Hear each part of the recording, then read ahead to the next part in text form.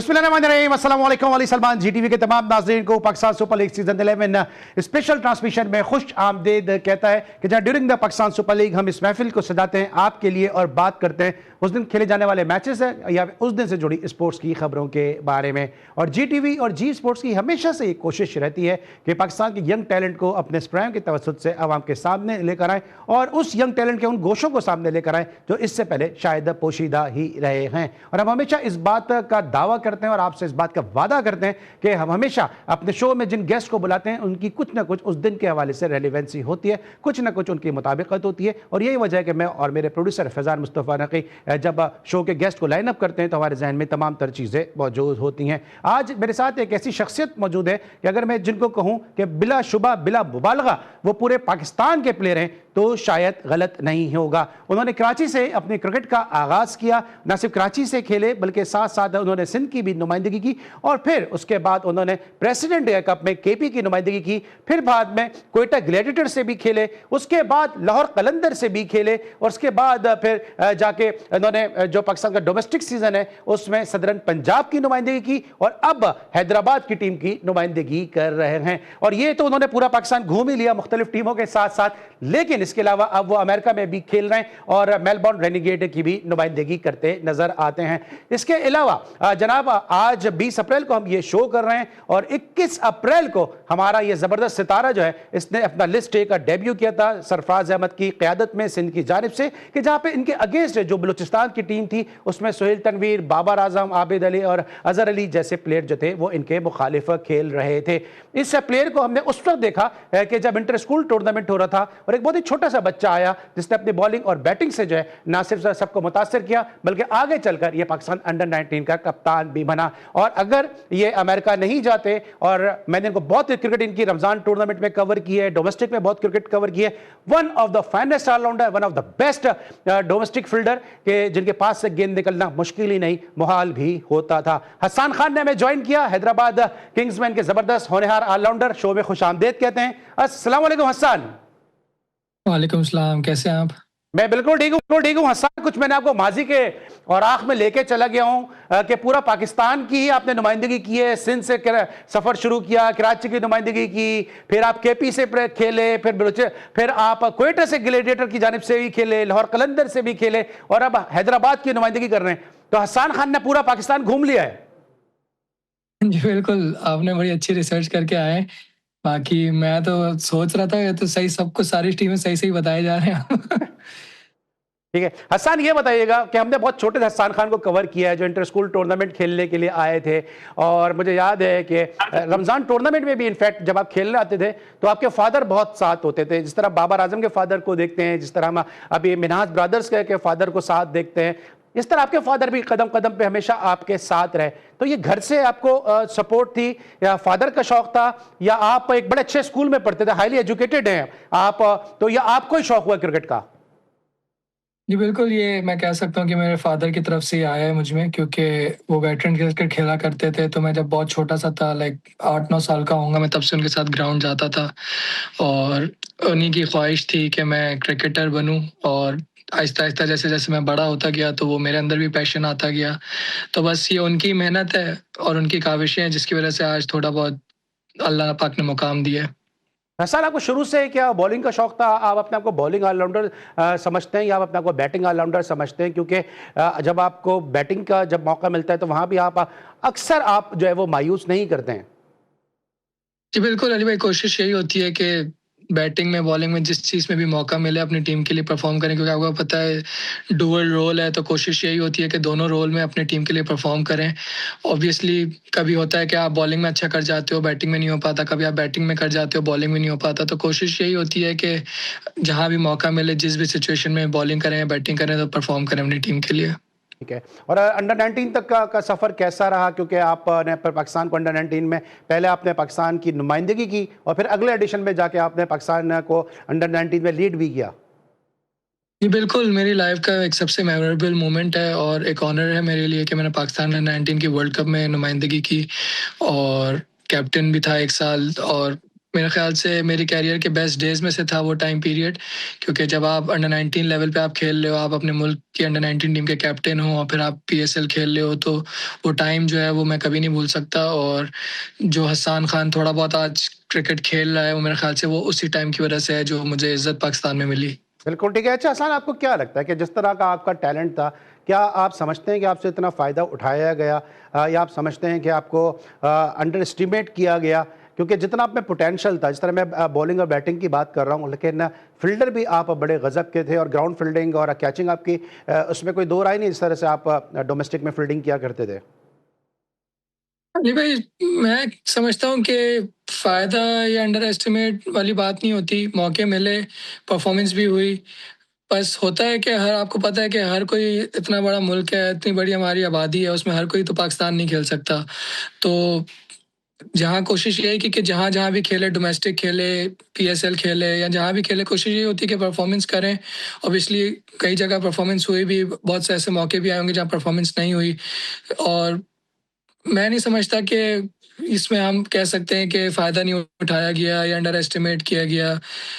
नसीब नसीब की बात होती है अली भाई, आपको पता है कि हर कोई पाकिस्तान खेल नहीं सकता, क्योंकि इतना बड़ा एक हमारा मुल्क है, आबादी है, तो उसमें शायद मेरे नसीब में उस तरह नहीं लिखा होगा, तो इसलिए मुझे दूसरे रास्ते से अल्लाह पाक ने इज़्ज़त दी। तो अच्छा, ये सवाल मैंने आपसे इसलिए किया क्योंकि जब मैं अंडर 19 की बात कर रहा हूँ, 2018 में आपने पाकिस्तान को लीड किया, शाहिन शाफरीदी जैसे स्टार प्रीमियर फास्ट बॉलर आपकी कप्तानी में खेले, फिर दूसरी तरफ इंडिया से आप सेमीफाइनल हारे और वहाँ पे शुभमन गिल, अभिषेक शर्मा जैसे प्लेयर थे, वो कि वन साइडेड मैच था वो जो हम हार गए। लेकिन हमने देखा कि बाद में शाहिन शाफरीदी एक ज़बरदस्त स्टार बॉलर बन गए, अभिषेक शर्मा एक बड़ा एक ज़बरदस्त ब्लास्टर बैट्समैन बना, शुभमन गिल इंडिया का कप्तान भी बन गया। लेकिन हसन खान तमाम तर सलाहियतों के बावजूद उसको वो appropriate opportunities you couldn't get जो आप डिजर्व करते थे।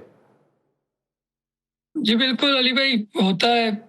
मैं समझता हूँ कहीं पे मेरी गलतियाँ भी होंगी, शायद मैंने अपने आप को उस तरह से ग्रूम नहीं किया हो, या मैं समझता हूँ कि शायद मैं उस तरह से मेहनत नहीं कर रहा हूँ उस टाइम पीरियड पे। क्योंकि आपको पता है कि जब आप मेहनत करते हो उसका सिला आपको ज़रूर मिलता है, तो शायद क्या पता कि कहीं न कहीं मेरी मुझ में कोई ख़ामी हो, शायद उस टाइम पीरियड पे मैं उस चीज़ को उस तरह नहीं समझ सका कि उस टाइम पे क्या रिक्वायरमेंट है एक बड़े लेवल पे जाने के लिए। क्योंकि ऑब्वियसली जैसे आप कह रहे हैं कि एज ग्रुप क्रिकेट में अल्हम्दुलिल्लाह बहुत अच्छा टाइम गुज़रा, लेकिन जब आप उससे निकलते हो तो फिर आपको पता होता है कि आप कहाँ स्टैंड कर रहे हो। तो क्या पता उस टाइम पे मुझसे वो गलतियाँ हुई हों जो मैं उस टाइम पे अपने आप को उस तरह से इम्प्रूव नहीं कर सका होऊँगा, या यही हो सकता है मेरे ख़्याल से। और तो मैं किसी को कोई कसूरवार या मैं कुछ नहीं समझता कि कोई ज़्यादती करता है किसी के। मेरी वो वाली थिंकिंग नहीं है अली भाई कि कोई किसी के साथ ठीक है। ज़्यादती करे या उसको उस तरह से मौका नहीं मिला या उसको खिलाया नहीं गया। मुझे इतना पता है कि मेरे नसीब में जितना लिखा है मुझे वो मिलना है। अब वही बात है कि जब आप सोचते हो तो आपको फ़ील होता है कि शायद आप में ही शायद कोई ना कोई उस टाइम पे कमी हो, तो आपको उस तरह उस टाइम पे मिला ना हो। बिल्कुल ठीक है। चलिए, हसन खान के साथ गुफ्तगू का सिलसिला जारी है। पाकिस्तान का one of the finest allrounder, जिससे शायद हम उसका नहीं उठा सके, इस तरह फ़ायदा उठाना चाहिए था। क्योंकि जो है वो जब बिग बैश में जाते हैं वहाँ परफॉर्म करते हैं, मुख्तलिफ किस्म की लीग्स में जाते हैं वहाँ पे परफॉर्म करते हैं, और अभी हैदराबाद के लिए बड़ा इंपॉर्टेंट रोल प्ले कर रहे हैं हसन खान। ब्रेक लेके वापस आएंगे, मजीद बात करेंगे हैदराबाद किंग्समैन के एक्सपीरियंस के हवाले से। मिलते हैं छोटे से ब्रेक के बाद।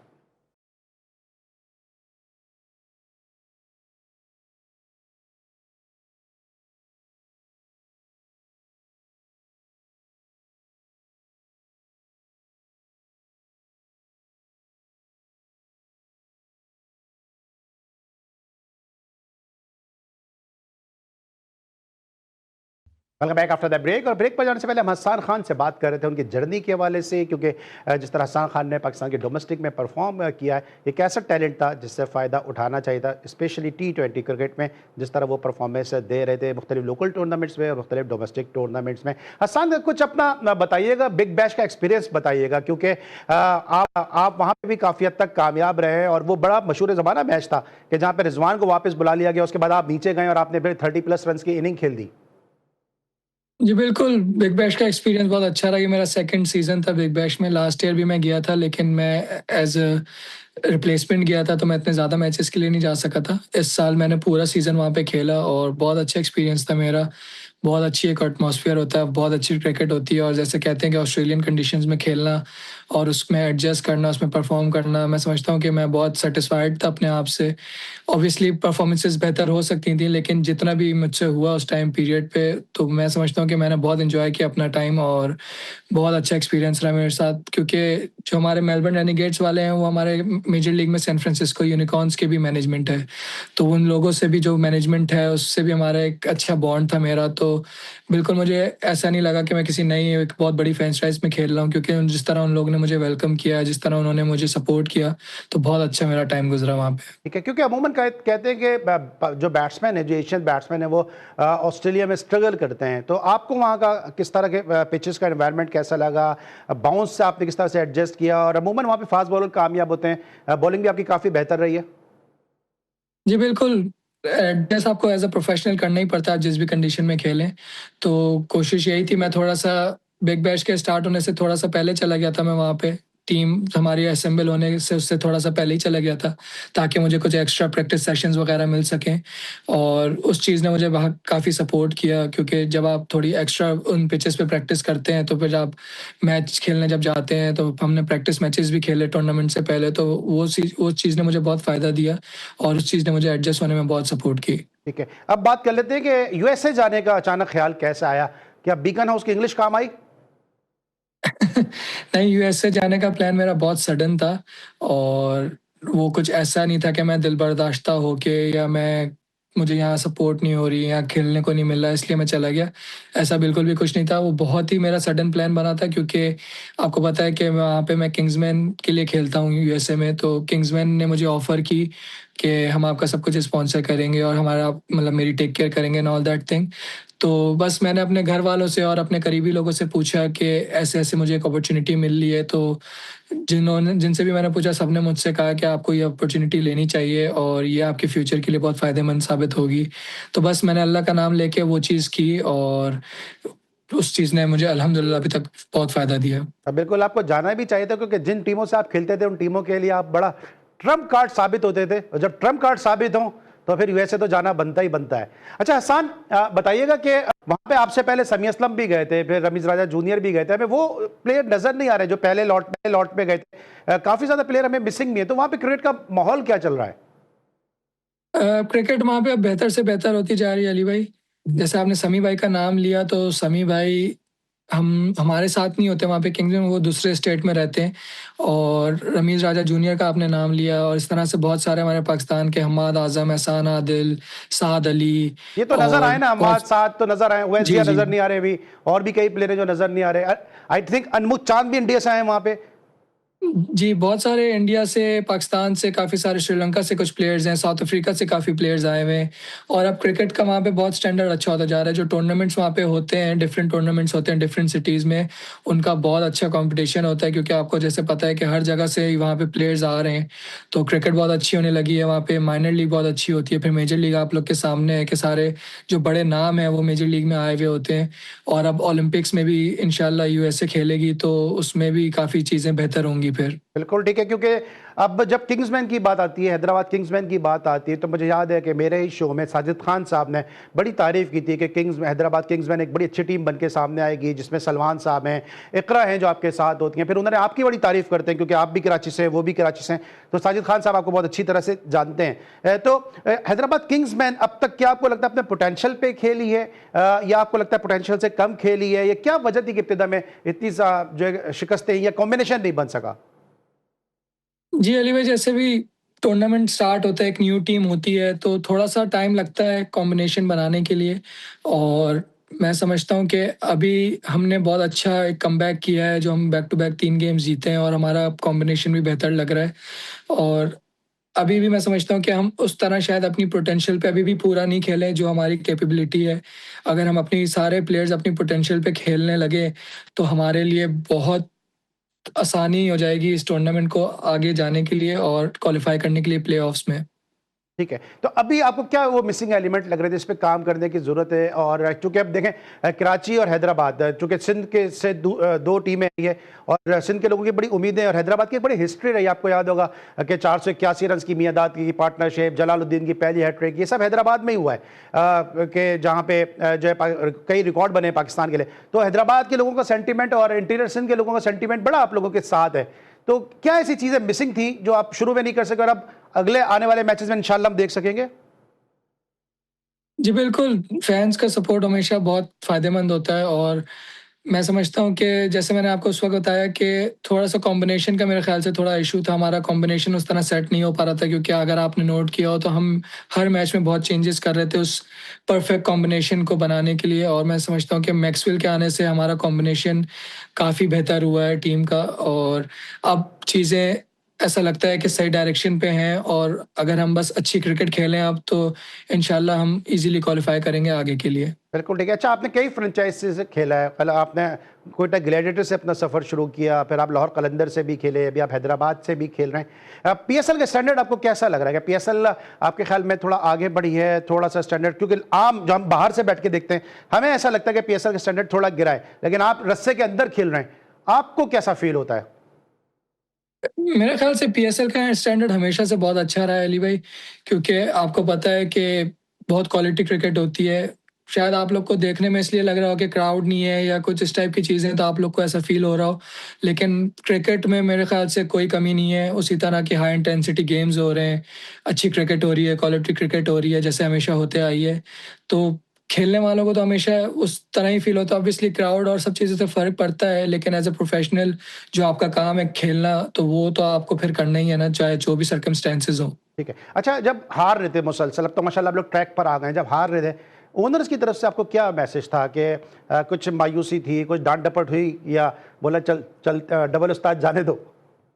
नहीं, नहीं, बिल्कुल, ये चीज़ मेरे ख़्याल से किंग्समैन की ख़ासियत है कि किंग्समैन के जो ओनर हैं या इकरा भाई हैं, सलमान भाई हैं, जो मैनेजमेंट के भी लोग हैं, वो हमेशा से बहुत सपोर्टिव रहे हैं। No matter what the result is, वो हमेशा बैक करते हैं। और जब हम शुरू में हार रहे थे तो उस टाइम तो फवाद भाई भी लाहौर में मौजूद थे हमारे साथ, लेकिन कभी भी उनके चेहरे पे हमने कोई शिकन नहीं देखी कि ये क्या हो रहा है, टीम हार रही है। उन्होंने हमेशा लड़कों को बैक किया और वो हमेशा बहुत जॉली तरीके से सबके साथ मिल-जुल के सबको बैक किया उन्होंने। और मैं समझता हूँ कि किंग्समैन फैमिली की यही ख़ास बात है कि यहाँ पे किसी पे कोई कोई इल्ज़ाम तराशी या कोई फिंगर पॉइंट नहीं करता। हमेशा जो भी सिचुएशन हो हम एक-दूसरे को बैक करते हैं। जैसे यूएसए में भी यही है हम्म। कि हम सब पाकिस्तान से बहुत सारे प्लेयर वहाँ पे गए हुए हैं। कुछ हमारी टीम में इंडिया के भी प्लेयर हैं। तो हमारा हमेशा माहौल जो होता है किंग्समैन का हमेशा बहुत अच्छा माहौल रहा है, और इसमें और यही ख़ासियत है।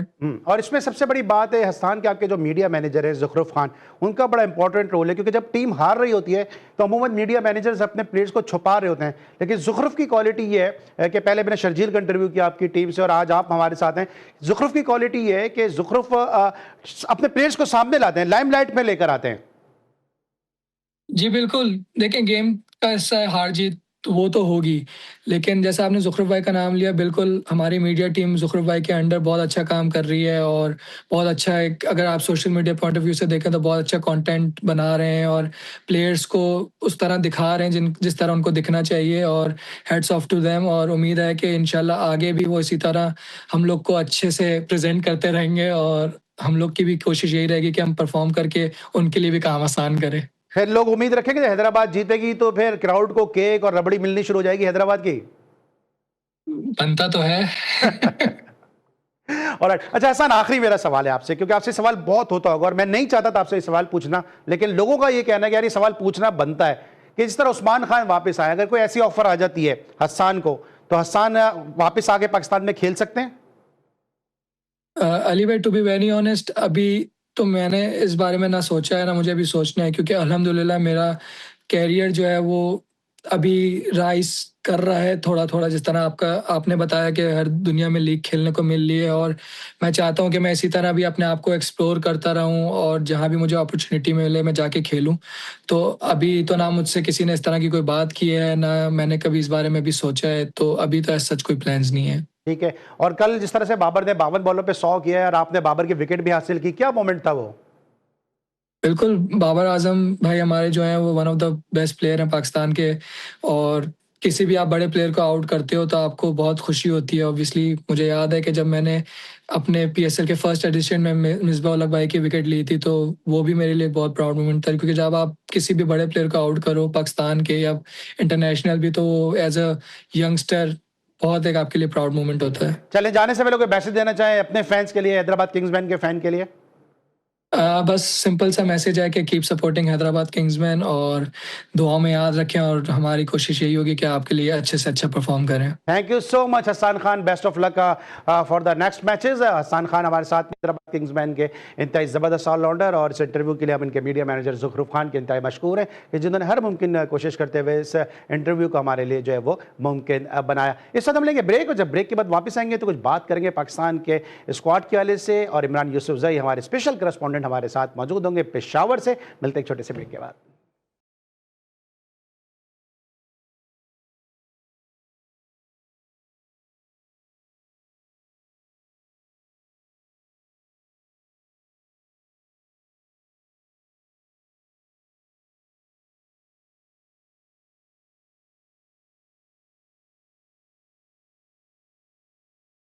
Welcome back after the break. और ब्रेक पर जाने से पहले हमारे साथ मौजूद थे हैदराबाद किंग्समैन के ज़बरदस्त ऑलराउंडर हसन खान, और अब हमें ज्वाइन किया है पेशावर से हमारे स्पेशल करस्पॉन्डेंट इमरान यूसुफजई साहब ने। लेकिन इससे पहले कि इमरान यूसुफजई साहब को हम शो में खुश आमदेद कहें, पहले एक नज़र डाल लेते हैं ज़रा पॉइंट्स टेबल पे कि पॉइंट्स टेबल पे इस वक्त क्या सूरत हाल है। ज़रा दिखाइएगा जनाब पॉइंट्स टेबल की, इस वक्त पॉइंट्स टेबल पर कौन सी 4 टीमें हमें बाहर होती हुई नज़र आ रही हैं। पेशावर यहाँ पे अब तक अनबीटन है कि जिसने 8 मैचेस में 15 पॉइंट हासिल किए, 1 पॉइंट उनका ज़ाया हुआ इस्लामाबाद यूनाइटेड के खिलाफ बारिश की वजह से। मुल्तान सुल्तान ने 10 पॉइंट के साथ दूसरी पोजीशन हासिल की हुई है, जबकि उसके बाद इस्लामाबाद यूनाइटेड 8 पॉइंट के साथ तीसरे नंबर पे है, और उसके अलावा फिर 6 पॉइंट के साथ कोयटा ग्लैडिएटर चौथे नंबर पे। लेकिन कोयटा, हैदराबाद, लाहौर और कराची के दरमियान जो है वो मुकाबला है। तो अब देखना यह है कि शिकस्तों का दाग धोने में कौन सी टीम कामयाब होते हुए प्ले ऑफ के मरहले में पहुंचने में कामयाब होगी, क्योंकि कुछ दाग जो है वो गहरे ज़रूर होते हैं, लेकिन गहरे दागों की फिक्र करनी ही नहीं चाहिए, इसलिए कि सर्फ एक्सेल है ना गहरे से गहरे दाग को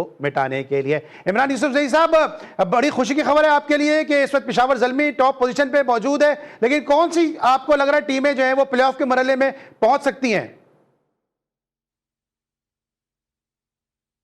जी बिल्कुल, देखें अली भाई, मेरा ख्याल है कि प्ले ऑफ की जो टीमें हैं, एक तो खैर कंफर्म हो चुकी है, पेशावर ज़ल्मी, उसने बड़ी ज़बरदस्त परफॉर्मेंस की है। और अगर पेशावर ज़ल्मी और सिर्फ रावलपिंडीज़ की टीमों का ही कंपैरिजन करें तो एक टीम हार नहीं रही, दूसरी टीम जीत नहीं रही, और दोनों टीमों के जो कप्तान हैं वो बड़े अच्छे दोस्त भी रहे हैं। दोनों इस हमारी टीमों के जो कौमी टीम के कप्तान भी रहे हैं, और साथ ही साथ दोनों की पार्टनरशिप्स की भी बड़ी अच्छी जो है वो रिकॉर्ड्स मौजूद हैं। लेकिन उसके बावजूद बदकिस्मती से जो रिजवान है, उनकी टीम मुसलसल शिकस्त पर शिकस्त खाई जा रही है। दूसरी जानिब बाबर आजम की टीम मुसलसल फतवाहत को जो है वो समेट रही है। तो मेरा ये ख्याल है कि प्ले ऑफ में पेशावर ज़ल्मी तो अपनी जगह बना ही चुका है। मुल्तान सुल्तान और इस्लामाबाद यूनाइटेड की भी पोजीशंस कदरे बेहतर हैं बाकी टीमों की मुनासबत से। और देखा जाए तो अब जो चौथी स्लॉट है प्ले ऑफ की, उसमें मेरे ख्याल से कोयटा के दरमियान, हैदराबाद के दरमियान, लाहौर और कराची के दरमियान मुकाबला होगा। और इसमें मैं थोड़ा सा एज दूंगा लाहौर कलंदर को, इसलिए कि उनके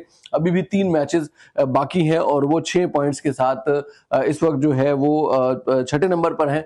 मेरा ये ख्याल है कि अगर लाहौर कलंदर्स एक मैच और जीते तो, या 2 मैचेस उनको जीतने होंगे आगे जाने के लिए। लेकिन बाकी टीमें भी कोशिश कर रही हैं, कराची के भी इम्कान बनता है।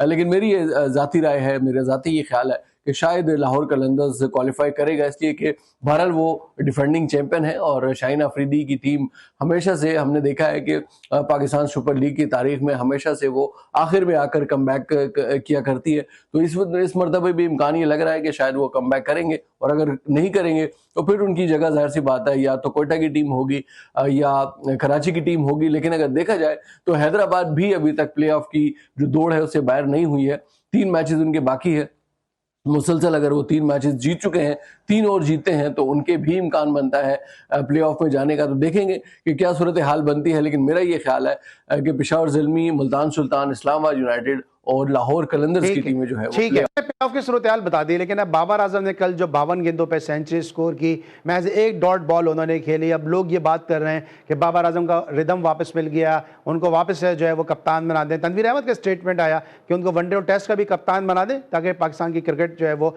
बेहतर हो जाए। तो बाबर आजम की इस फॉर्म के हवाले से क्या कहेंगे, और बाबर आजम को कप्तान के बनाने के हवाले से जो एक फिजा हमवार की जा रही है, इस बारे में आपकी क्या राय है? जी, आवाज आ रही है आपको मेरी? जी बिल्कुल, देखिए बाबर आजम मैं समझता हूँ कि बड़े अरसे के बाद हमने उसको उस फॉर्म में देखा है कि जिसके लिए वो शोहरत रखते थे। बड़ी कमाल की उनकी बैटिंग चल रही है और मैं समझता हूँ कि बड़े अरसे के बाद हमने उनको उस फॉर्म में देखा है।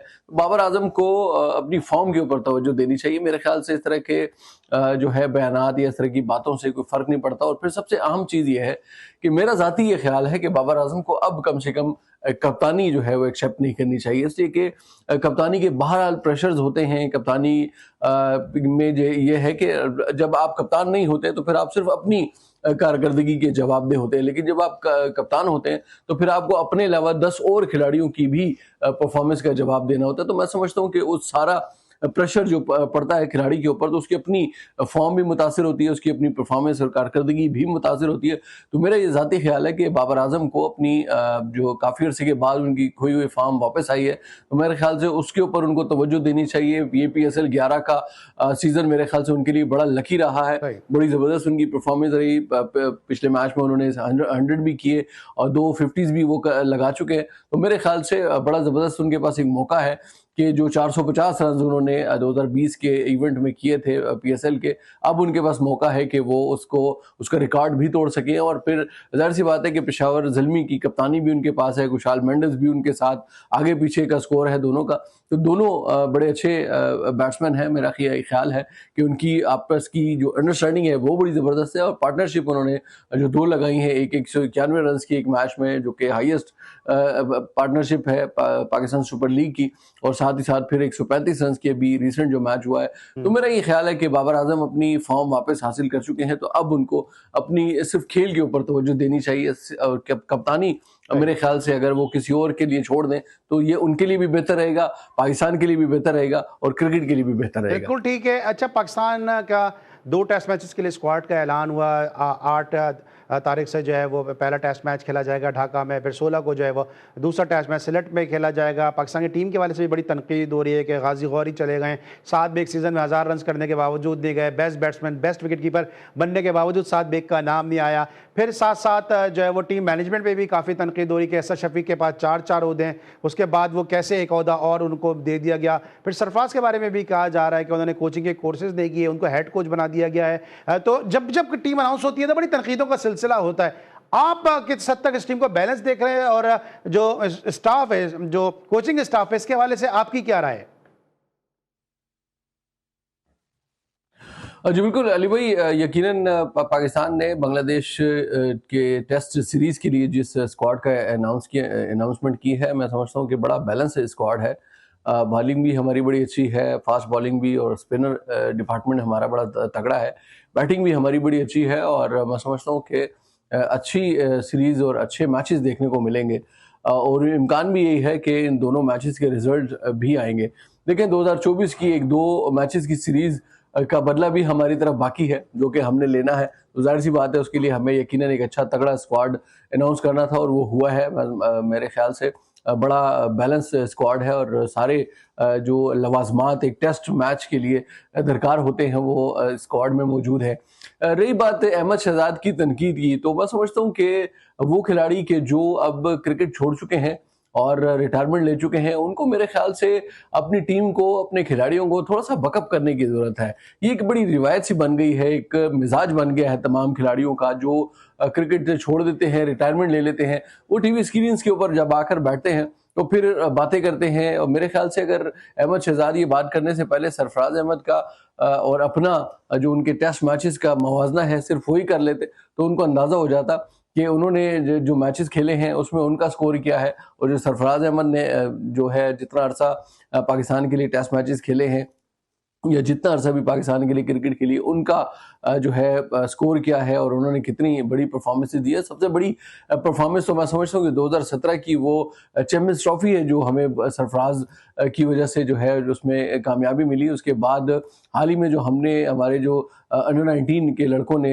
एशिया कप राइजिंग स्टार का जो टाइटल जीता है, उसके पीछे भी सरफराज अहमद की मेहनत है। तो मैं समझता हूँ कि सरफराज को यकीनन मौका देना चाहिए। देखिए, हम टीवी स्क्रीन के ऊपर बैठकर जो लोग बात करते हैं, हम हमेशा से ये बात करते रहे हैं और हमने सपोर्ट किया है कि जो हमारे अपने खिलाड़ी हैं, जो लोकल हमारे खिलाड़ी हैं मकामी, उनको ज़्यादा से ज़्यादा मौका मिलना चाहिए, ना कि जो पाकिस्तान क्रिकेट बोर्ड है वो बाहर से जो है वो बहुत बड़ी जो उनकी फीसें हैं वो अदा करके बाहर से जो कोचेज़ मंगाए जाते हैं। तो हमारे पास एक बेहतरीन से बेहतरीन जो है वो कोचिंग स्टाफ मौजूद है, चाहे वो बैटिंग कोच हो, चाहे वो बॉलिंग कोच हो, चाहे वो फील्डिंग कोच हो, चाहे वो हेड कोच की सूरत में हो। हमें बहुत सारे खिलाड़ियों ने परफॉर्म भी करके दिया है। तो मैं समझता हूँ कि अपने खिलाड़ियों को सपोर्ट भी करना चाहिए, अपने खिलाड़ियों को बकअप भी करना चाहिए और ख़ास तौर पर उन खिलाड़ियों को मैं ज़रूर ये मशवरा देना चाहूँगा कि जो क्रिकेट छोड़ चुके हैं और रिटायरमेंट ले चुके हैं, तो अब उनको रिटायरमेंट के बाद कम से कम अपने खिलाड़ियों के बारे में इस किस्म की गुफ्तगू नहीं करनी चाहिए।